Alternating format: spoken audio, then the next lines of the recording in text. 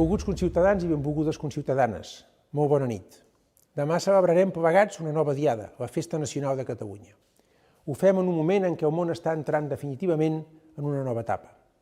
Els canvis profunds que s'estaven gestant han esclatat en tota la seva dimensió i ens han mostrat, entre d'altres coses, la nostra vulnerabilitat. Cal, doncs, protegir-nos. Protegir-nos dels incendis. El canvi climàtic i els seus efectes són una realitat innegable que hem d'afrontar de manera integral. Hem de tenir cura del paisatge natural i del paisatge humà, del territori i de les persones que hi viuen i que s'hi guanyen la vida. Amb el govern al costat dels ajuntaments de la Segarra, de les Terres de l'Ebre i de la resta del país. A Catalunya comptem amb uns serveis d'emergències d'una gran vàlua humana i professional, homes i dones que ho donen tot per a protegir-nos. Per això vull expressar tot el meu reconeixement al bomber de l'equip de prevenció activa forestal i als veïns d'Agramunt que han perdut la vida aquest estiu. El foc, com la solidaritat, no entén de fronteres. La tasca dels bombers de la Generalitat desplaçats a Extremadura i a Castella i Lleó per ajudar a extingir els incendis ha estat un bon exemple de la Catalunya solidària que ens enorgulleix. El taulell geopolític també ha canviat. Cal prendre en consciència per saber com hem d'actuar. Com a europeus hem de desplegar una política més decidida, a l'alçada dels nostres valors fundacionals i d'acord amb la potència demogràfica i econòmica de la Unió Europea.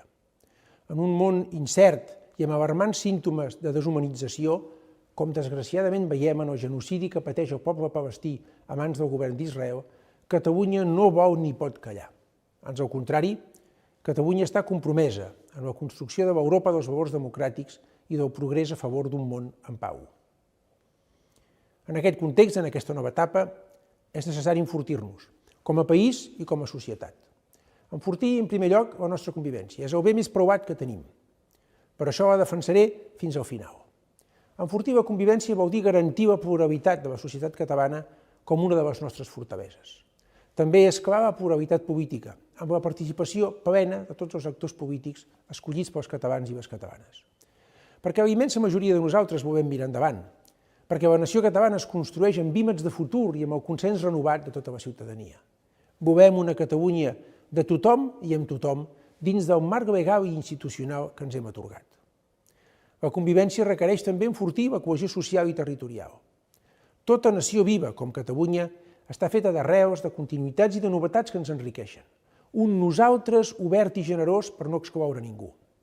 Catalunya mai s'ha deixat endur per la intolerància, i tampoc permetrem que ho faci ara. Catalunya s'ha fet i es seguirà fent amb gent diversa, vinguda d'arreu, però amb un batec comú, la voluntat de ser i de conviure basada en la moral de la responsabilitat compartida i de l'interès general. Enfortir també la nostra cultura i la nostra llengua. Hem assolit una gran fita, el Pacte Nacional per la Llengua, que ja hem començat a desplegar. El català ha de continuar sent la llengua inclusiva, pròpia i transversal del país. Perquè en una societat global com la nostra el català enriqueix i el català suma.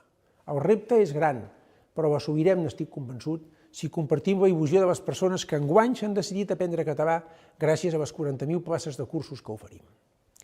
Hem d'enfortir també les nostres institucions i el nostre autogovern. Hem de continuar desplegant plenament les competències que ens pertoquen.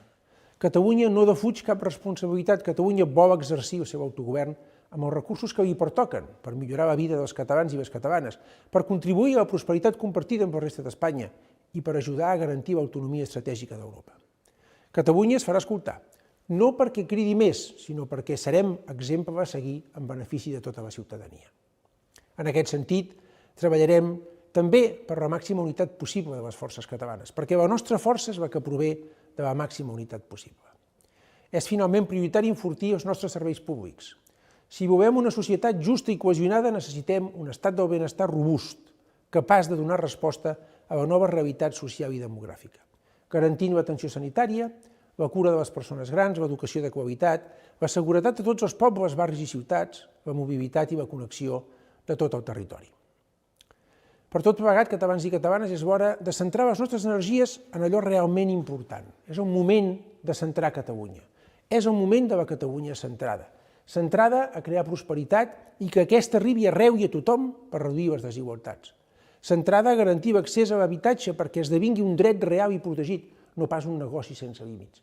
Centrada en la seguretat perquè gaudim amb tranquil·litat dels nostres carrers i places.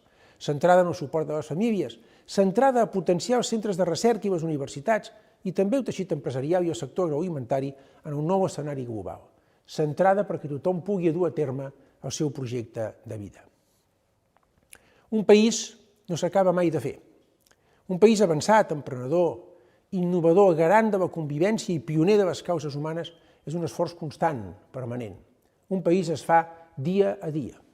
Demà, durant la Diada, tenim una bona oportunitat de demostrar-ho un cop més, amb esperança, amb sentit cívic, amb solidaritat i amb honestedat. Bona Diada a tots i a totes.